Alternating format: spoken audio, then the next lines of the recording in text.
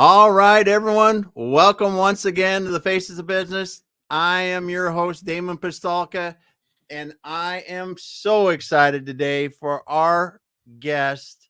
We have Pete Alexander with us today. We are gonna have such a great time today. Thanks for being here today, Pete. Damon, thank you so much for inviting me to be on your show. I really appreciate your time as well as being able to reconnect with you. Yeah, it's so great, man. So great to be here today with you. I am excited because we're going to be talking about conquering stress for better team engagement. Yep. It's going to be great. It's going to be great, man.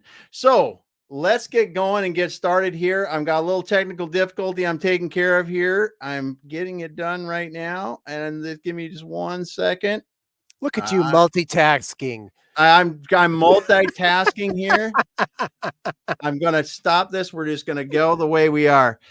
Uh, so, Pete, let's start off today. You and I met a long time ago, and you were on your stress reduction journey after, just about putting yourself out of Yep. the game. And let's start there. Sure. Yeah. It was. Well, let's start with how a lot of us end up dealing with stress the wrong way. I grew up in an extremely dysfunctional family, and you I had to be the adult at, less than 10 years old, and Wow. that stress that, I was put under, I kept on trying to ignore it, and I got to be, an adult, and that stress, not being able to deal with it correctly, just kind of putting it aside and letting it simmer inside of me, that carried over for decades. And it didn't come to a head until 2008. I was dealing with a perfect storm of stressful activities, including my dad dying, and he didn't have his affairs in order. My mom, who he had been divorced many years prior, she had major surgery and didn't have the insurance to cover for the physical therapy, so she needed help. I was running my business and had, all those employees that needed my attention. My kids were small and wanted dad's attention, and my my marriage was heading for a divorce. So, needless to say, just a few things on the shoulders. And what ended up happening was, at first, I started losing weight rapidly, and this was prior to that. My body, my back was giving out left and right. I couldn't, I couldn't sit up. I couldn't stand. I couldn't walk comfortably. I couldn't sleep comfortably. But I kept on thinking, oh, I'm getting older. Well, all of a sudden, I start losing weight, and at first, I was thinking, "This is fantastic. I'm not doing any special exercise. I'm definitely not dieting, and I hadn't lost weight since my early 20s." I'm thinking, "This is coming off. I'm eating crap," and because when we're stressed, what do we go for? The carbs is always first choice. And what ended up happening is I lost 30 pounds in 30 days. And I thought, after the 30th pound came off, I better get some blood work and have this checked out. Sure enough, comes back, and I'm a winner, winner, chicken dinner, stress induced diabetes. But you would think that I would have listened to my body about what the stress was doing to me. Oh, no, of course not. What I did was I continued to burn the candle at both ends for another 10 years until I ended up in the emergency room 1 hour from being comatose with a severe case of diabetic ketoacidosis. And for those listening to this live, basically, my body was eating itself alive because of my stress. And the crazy thing is that I just kept on pushing aside and putting aside and putting aside everything and trading my health for my career. And that is a really bad trade. And I'm totally believe that had I not changed my ways back in 2018, I wouldn't be here today. I would have not, I would have been dead by now. And it's interesting because after I decided to focus on my health, not only did my stress go down. My glucose numbers as a diabetic went down, my weight went down, and my energy level went way, way up. It was as if I had discovered like a fountain of youth. And, Mhm. and it's interesting now, you and I have known each other for several years, but if you saw a picture of me back in 2008 when I was first diagnosed with stress-induced diabetes, and you look at me now, other than a little bit more gray hair, I'm actually look younger today than I did, what is that, 18 years ago? Or no, 16 years ago. Let's do the right 16. math. Yeah, Yeah. that's nuts. Yeah. That is absolutely nuts. And it's just that's what stress does to us. It ages us. And Yeah. so, that's why I try and keep on getting the word out to people because, you know, if you're a stressed out manager, you are not going to be somebody that people like to work with or work for. So, Yeah. Yeah. So what I mean, so you're sitting here, you're like, all right, I got to do something. Where do you go? I mean, so I'm sitting here today. I'm ready to take the plunge and Mhm, reduce my stress. mhm. Where does someone go? Yeah, it's a great question because one of the things, so first of all, fantastic if you have the mindset to be present enough to realize I need to do something about this because too many people, what they end up doing is they say, I'm stressed. I know I'm stressed, but that's just how I have to deal with it. And I don't have time. Well, when we don't have time to take care of ourselves, that's where we're going to run into the problems. So the key thing is that you have to think, all right, I know that I need to do something different. Hmm. And the challenge is figuring out what would work for you because you and I have talked about this before, Damon. Something that works for me may not work for you and vice versa. So you have to experiment with different techniques and find one or two that work for you and utilize those on a daily basis. You mentioned about the meditation that you do and walking in the park, getting in nature. Those are two wonderful ones. Meditation for me is not one of my primary ones because unfortunately my mind and I've been trained in transcendental meditation where they say, look, don't worry about your mind wandering constantly when you're meditating, just bring it back. I don't, I just don't, I'm not wired to do it well.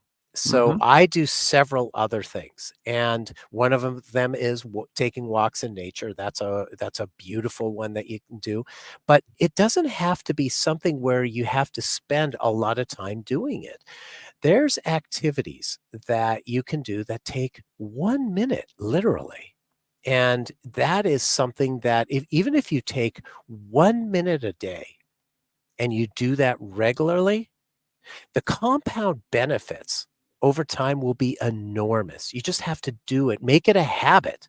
And, I always recommend to people that, they say, well, things came up. I didn't get a chance to do it. Okay. Well, if you're a very busy person, you probably run with a calendar. And what I always recommend is, you know what? Block 5 minutes in your calendar every day, preferably at the same time because you want to make it a habit, and treat that appointment like you would any other appointment. So it's not just in your calendar to be ignored. It's actually something that you are going to do something with. And you just have to get into that habit because once we do it, from the different research, it says that a habit's going to be formed in anyone from anywhere from 21 to 60 days. So however long that takes, once you've made it a habit, then, you're on autopilot and you'll get that Hmm. benefit. But you have to make the effort to do it. And just enjoy the process of figuring out what activity works best for you. Because, one of the ones that I didn't realize I was utilizing until I got trained in it as a laughter yoga teacher. I was talking to somebody about when I used to work at Radio Shack back when I was in college. Those of you who remember the Radio Shack chain. Well, back then, this is before, of course, before internet, and we were handwriting receipts. It was so ridiculous. But what I remember was this one holiday season. So our busiest days were the day after Christmas, because think about this, before the internet. I'm sorry, not day after. Well, it was a busy day, but day after Thanksgiving was the second busiest day of the year, behind only the Saturday before Christmas. Well, so we were jam packed at the store, and we are just handling customers as fast as possible. And this guy came up and he says, I need to get this TV part, cable part. And so he described it, and he was describing it really a funky way. So I said, okay, I think I know what you're asking for. And I brought him over to the, coaxial cable section. And I showed him this part and I said, so are you looking for something with this end on it? And I kid you not, this guy says to me, I can't believe Radio Shack people are so stupid. And so the reason I'm telling this long story is because I remember this very specifically. Instead of telling him, where to go, I laughed. I went, and I walked away, and I started helping the next customer. As I was helping the next customer, he interrupts me. And so I interrupt him back and I said, I'm sorry, I'm too stupid to answer that question. And so he starts getting all mad and he says, oh, he calls me a name. And I looked at him and I said, it takes one to know one. So, but everybody was laughing at that and stuff. And it happened naturally. But what ends up happening is, as adults, we don't laugh as much as we should. As kids, we probably laughed 100 times a day, if not more. Yeah. And that, but think about this. As adults, when we're dumped on with all those responsibilities, whether it's work, home, family, you name it, we forget to laugh. And boy, when you start laughing, and even if you're laughing, forcing yourself to laugh, the benefits of laughter come from basically your body excreting those positive hormones. Basically, you get these wonderful, wonderful health benefits. The crazy thing is, as smart as our bodies are, they don't know the difference between a real and a simulated laugh. It only knows that we're laughing. So as long as we do it for 5-6 seconds, then those positive endorphins will be released into our body and we'll get those health benefits. It just got to do it. It is. It is. So it just, but we got to remember, I mean, if as adults, if we're lucky, if we even chuckle 5 times a day, That's we're so lucky. true. It really is. Think about that. I mean, you chuckled just a moment ago and we laughed right before we got on live here. So you got 2, Damon. Yeah. Yeah. I think I get a few more than that a day. I do, but it's not, they don't come easy, not nearly as easy as they used to. That's for sure. Yeah. And it's crazy too, because people think that, oh, we got to have something to laugh at, like, oh, a funny joke or a funny video or something like that. No, we just have to get ourselves to laugh. And then the magic happens is, think about this. Whenever, like, you and I have had this, we're talking and we start laughing, whoever starts laughing first, the other person, it's contagious, will start laughing as well. And that's where the magic is. When you can laugh with somebody else, then you're sustaining each other's laughter. Yes. Yes. Okay. So I got to ask, I know today I put a title on this: conquering stress for better team engagement. I think laughter is a great thing in the workplace. Yeah. If it's, the right way, there's a lot of things you can do wrong about it, but the right thing is good. But I do have to ask about your certified laughter yoga. Mhm. So, first of all, it's pretty funny to say certified because if for those of watching, if you've ever traveled to the UK, when they use the term certified, that means you're crazy. It's like when they were doing like the red meat, they'd say if it's certified red meat, it's Yeah. like mad cow's Mad disease. cow. Yeah. Yeah. But yes, so what ends up happening as a certified laughter yoga teacher. So laughter yoga has been around since 1995. It originated in India by a Dr. Kataria. And basically, the yoga part is a little bit of a misnomer because it's funny. When I call it laughter yoga, I get people who show up with yoga mats. And we're not doing downward dog. We're not doing stretches on the floor, unless you want to, of course. You're more than happy to do that. But the reason it's called laughter yoga is because part of our laughter is that we end up doing some deep breathing along with it. And that happens naturally. Hmm. So that's where the yogic component of it happens. So, but I call it, laughter club, so that people aren't showing up with their yoga There mats. you go. That's good. That's good because I, when you said it, I envisioned the stretching and the other things at Yep. yoga that my body, I would have to work at a little bit. I know I could do it if I wanted to, because it is. I mean, Yep. honestly, people say, "Oh, I can't do yoga." Yes, you can. That Hmm. you're just telling yourself that you could do yoga. I don't care if you're 100, you could do it. Hmm. Yep. But you have to tell yourself that. But it is good to understand how that works, and the fact that, first of all, you were talking about the stress reduction characteristics of laughing Hmm. and the deep breathing. Yep. And it is because I like we talked about before we got on, I walk my dog a lot.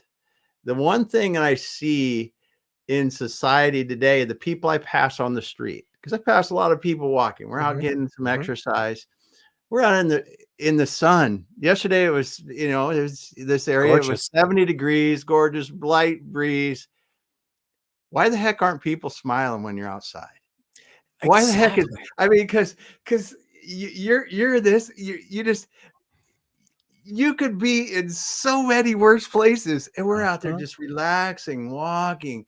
But and you talk about laughter, you talk about this in general, and this we cannot walk around. It's the stress that causes us to be outside in the beautiful day like this, walking around and not just be smiling because I'm able to walk in this nice weather, and Hmm. I'm here. I'm walking my dog, whatever. There could be, it's just it's amazing to me how many people you walk by on a daily basis won't raise their eyes up to you, not smiling, Right.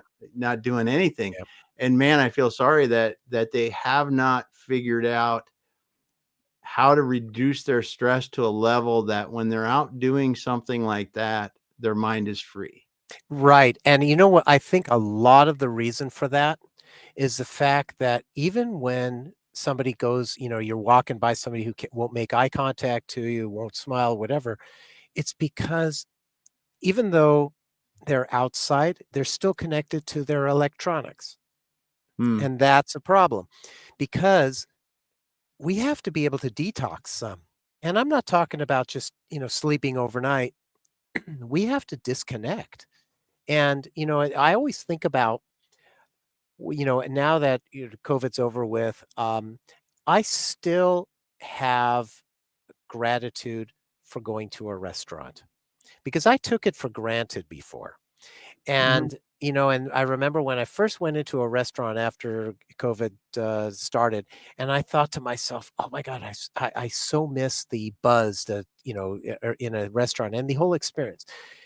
But I'm sure you've seen this, and I'm sure people watching have seen this. There'll be tables where whether it's 2 people, 3 people, 4 people, they're all on their phones. They're not talking one word. They're not interacting in the environment, nothing. And I think to myself, why do you even bother sitting at the table? Why not just get the takeout? Because you're not getting any of the benefit here. And the reality is, you know, your phone, what you're doing is you're telling the other people that you're sitting at the table with that your phone is more important than them being present with you. So, one of the great things that my wife and I will do is we will put our phones, I'll put them away, put it in the pocket, don't leave it out, you know, turn the ringer off just so that we can be present during the meal. Because it's too easy to pick up that phone and basically, even if you just check the text or check the email or check the voicemail ping, whatever it is that's pinging you, what does it do? Like, let's say, for example, you and I are having a conversation right now, and then all of a sudden I go and I pick up my phone. Now, just a moment, and then I come back to you. What did I just tell you? The That phone. whatever the phone is more important, right? Yeah. It's just not, I mean, be present with the person that you're with or the people that you're with.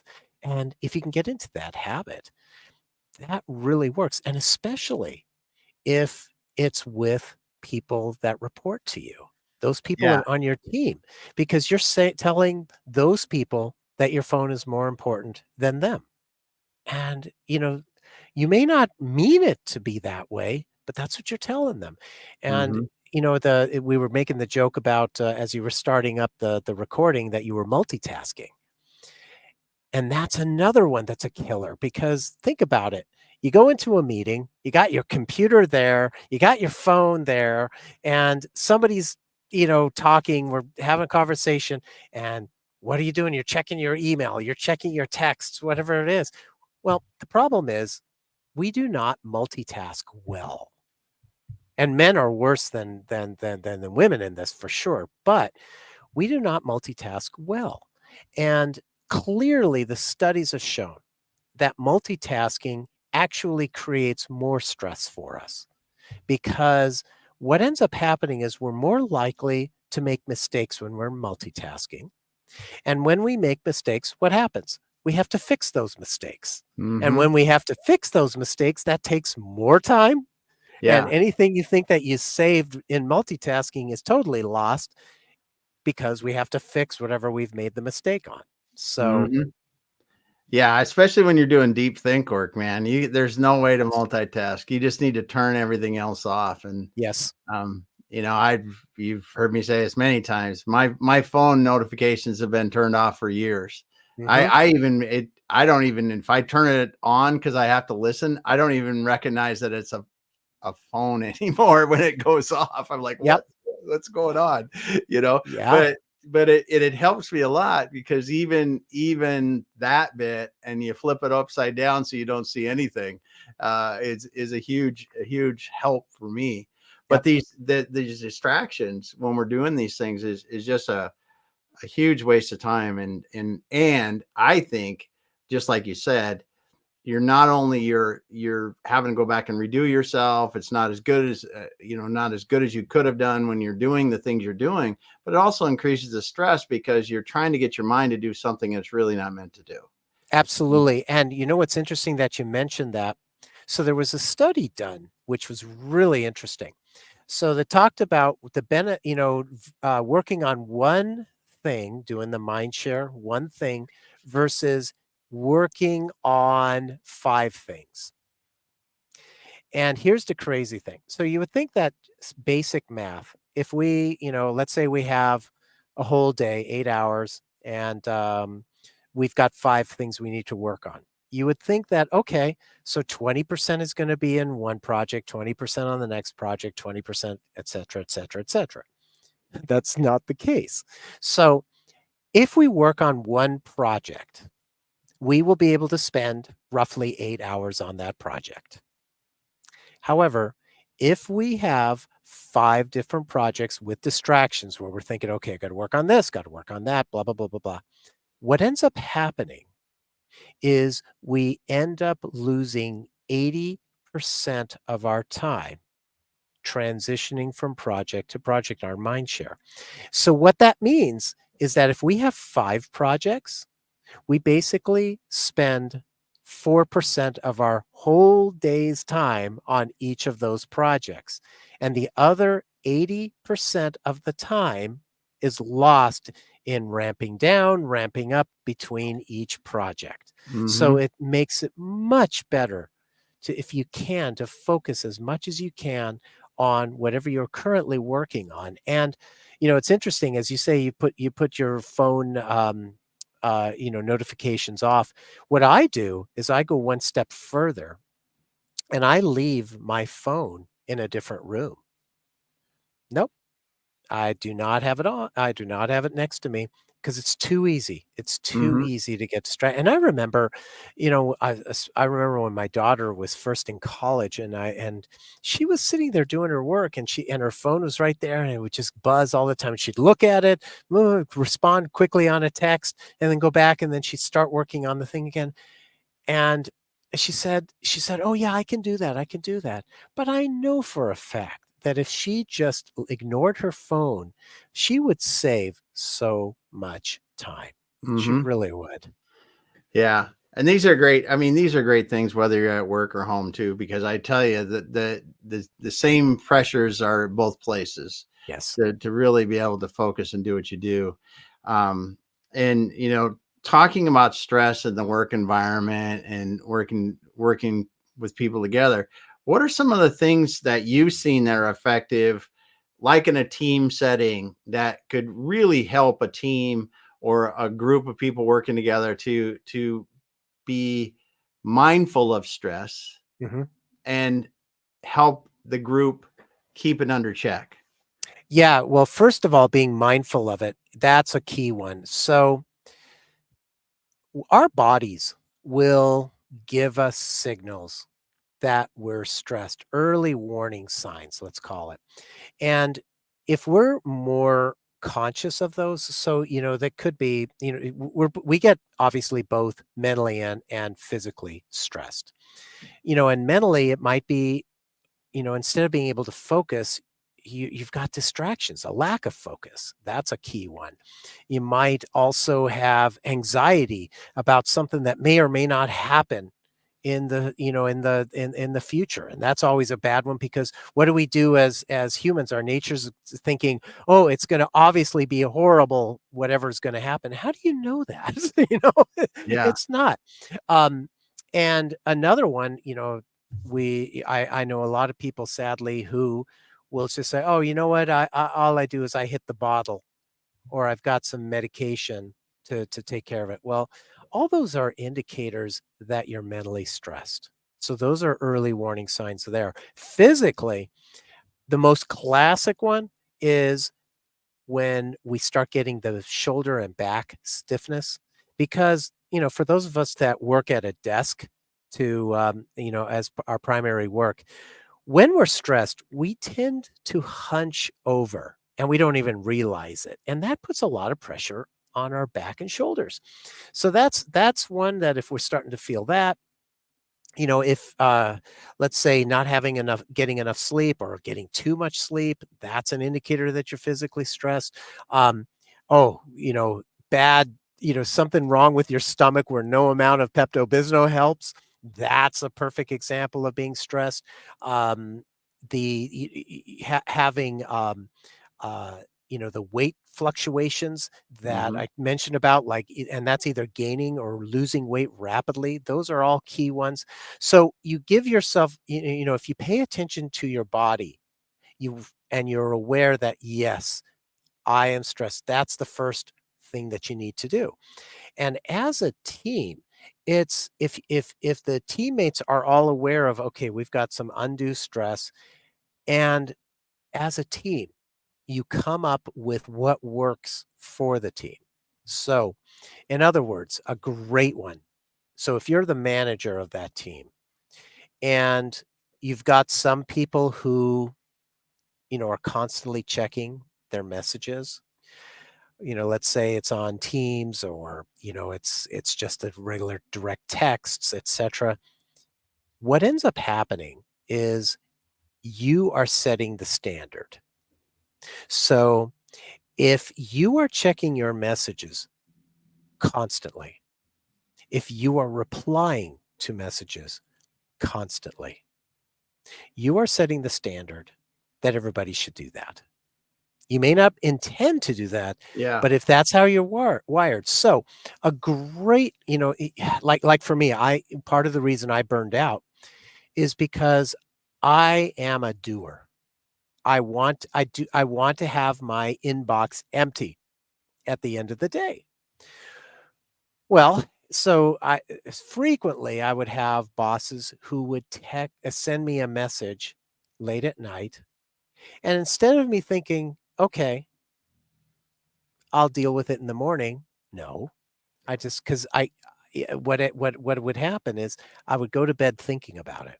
Mm-hmm. It's much easier for me to just deal with it. And so what you have to do is set kind of the parameters of your team and just say, okay, what is it from this certain time? No messages. No messages. Turn it off. And a great way for each person to do this is to have an end of day anchor. And what an end of day anchor is some sort of activity that you do, especially if you're working at home, but even working in the office. It's something you do that if you do this as a habit, you make it a habit, it tells your mind that you are disconnecting for the day. You're because you need to do that. And so, for example, I work out of the home and my wife works at the local hospital. Well, when I hear the garage door open, that's my indicator that whatever I'm working on, the last email, whatever it is, I'm wrapping that up. That's my end of day anchor for the days that she's working. Someone else, it might be something like turning off the computer or, closing the door to your home or, office, real office in an office building. Those are the kind of things, if you can get into that kind of habit, you can mentally disconnect. But the manager of the team has to support that and try and enforce that, because if you have somebody who's just a workaholic, they're going to continuously want to respond to every message. So everybody has to be willing to play by the same rules.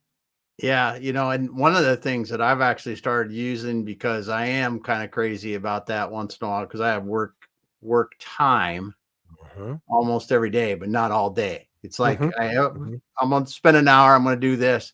So what I've started to do is that future send for messages is Yes. awesome, because I'll send a message, I'll do it today, but it won't go until tomorrow morning at 8:05 or Perfect. at that, because then I'm getting it done. It's off my plate. I'm not worrying about it anymore.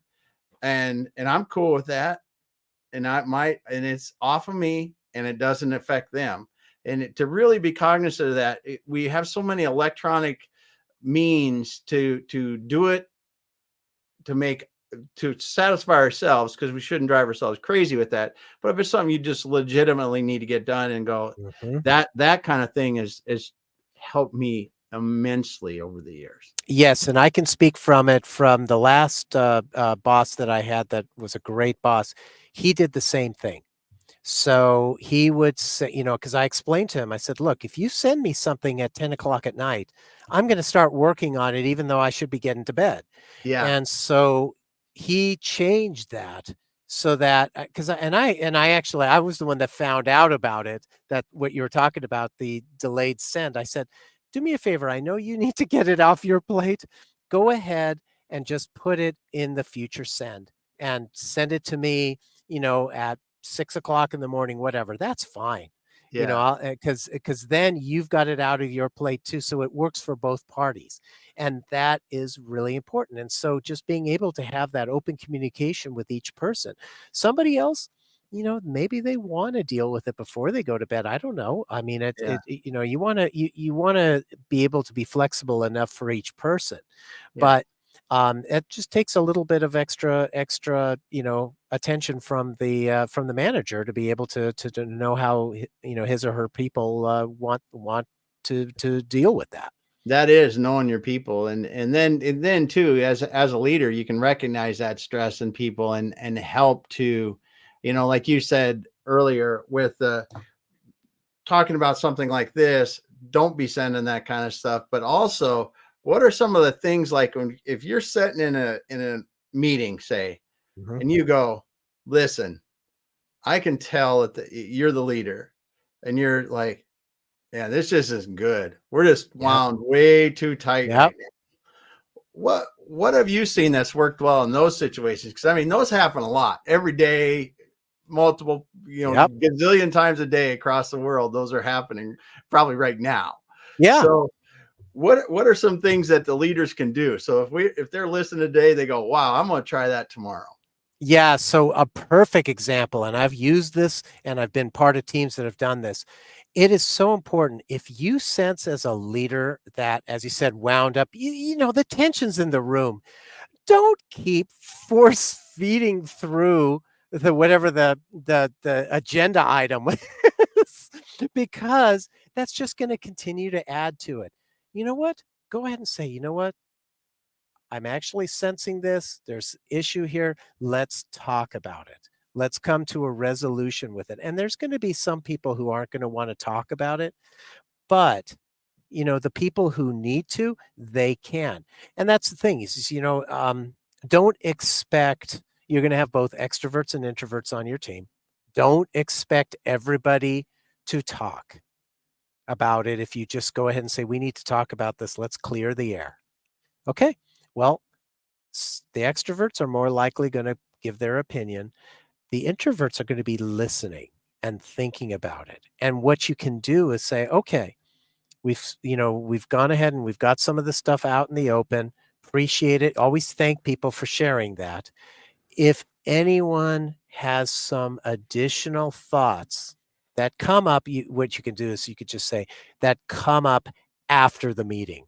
That probably is in their mind. The introverts are probably thinking about, oh, yeah, blah, blah, blah, but they don't want to say anything. Have them reach out to you after the meeting, one-on-one, send an email, a text, whatever it is. And then that way you can start planning the next step in that issue. Because what was interesting, I remember being in meetings where there was, for lack of the better term, the elephant in the room. And everybody was stressed. I remember one of them in particular was the rumor had it that our main competitor was buying us. Ooh. Okay. And it did turn out to be the case.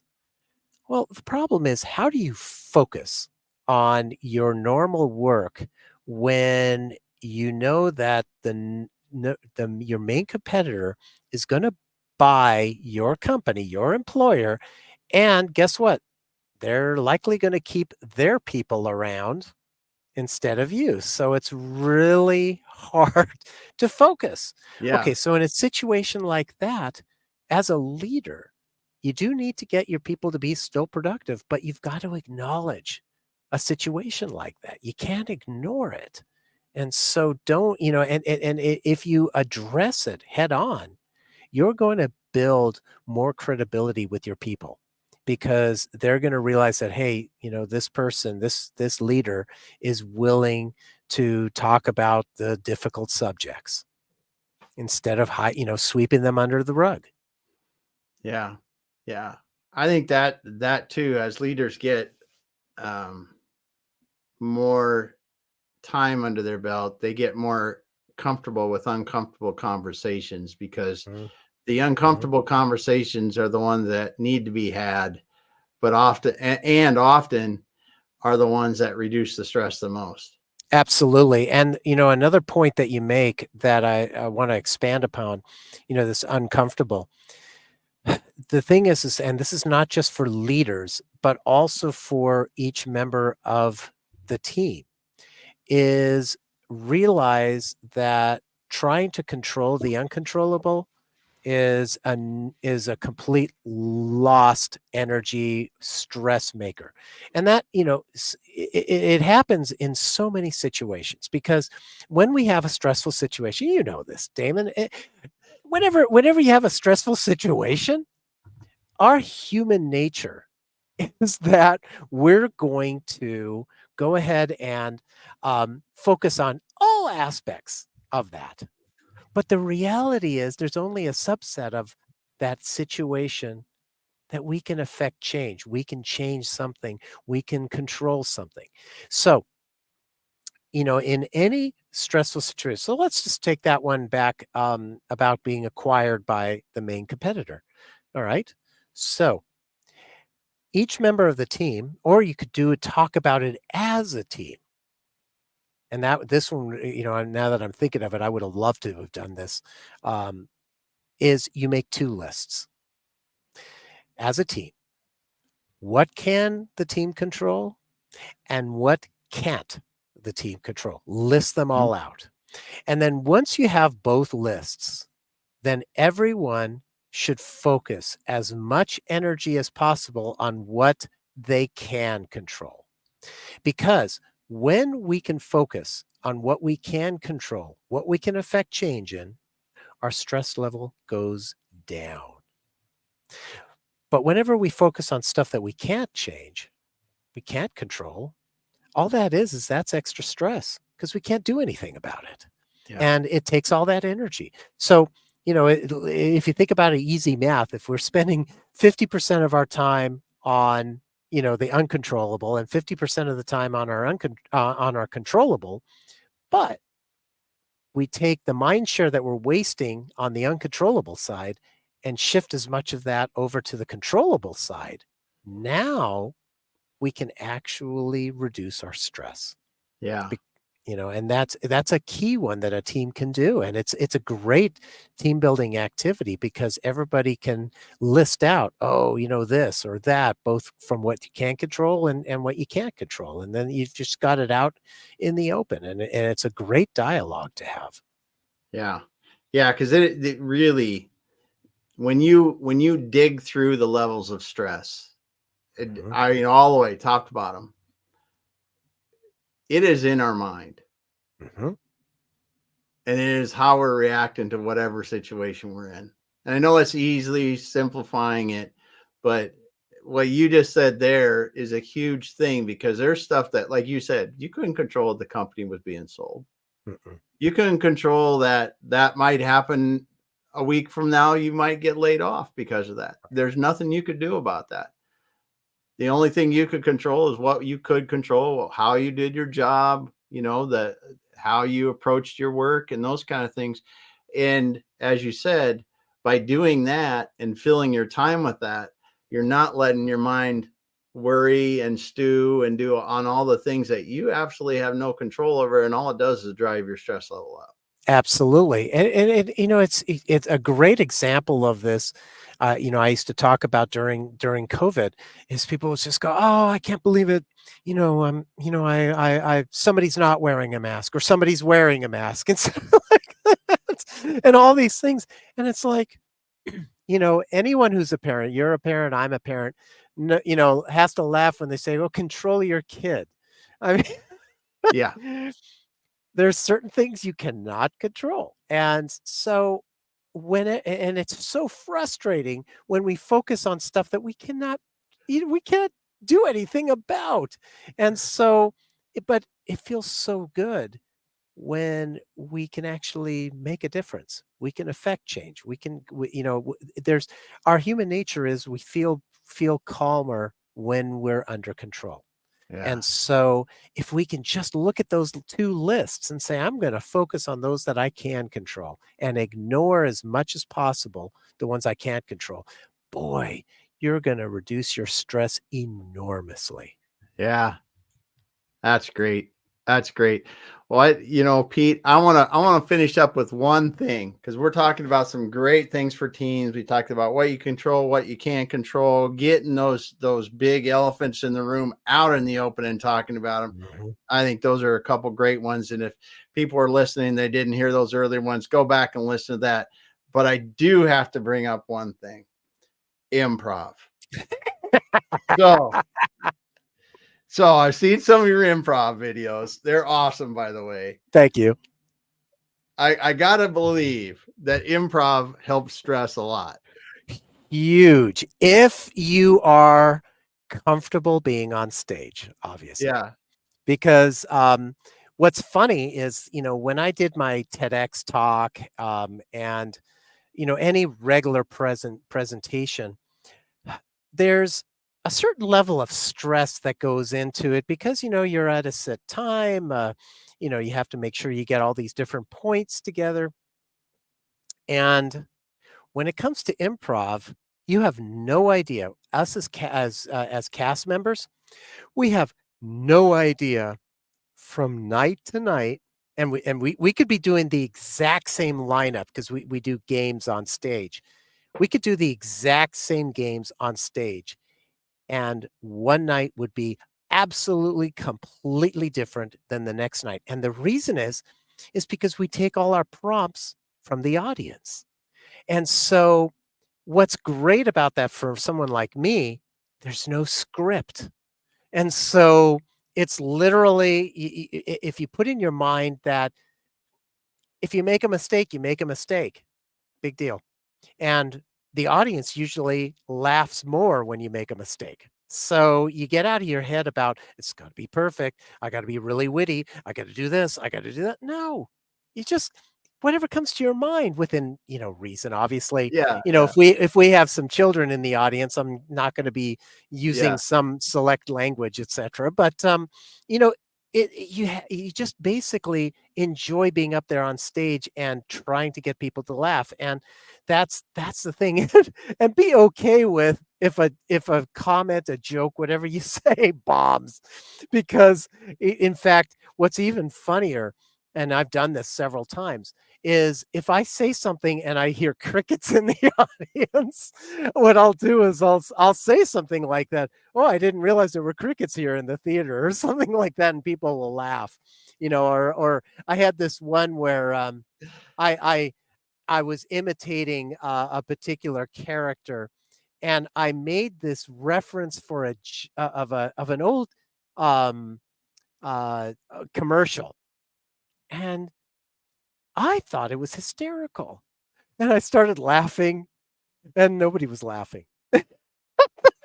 And I just kinda calmed down. I said, "Yeah, you're right, it's not funny." And then people just just started laughing their heads off because I bombed, and yeah, you're able to try the whole point is just to get people to laugh, and if they don't laugh, big deal.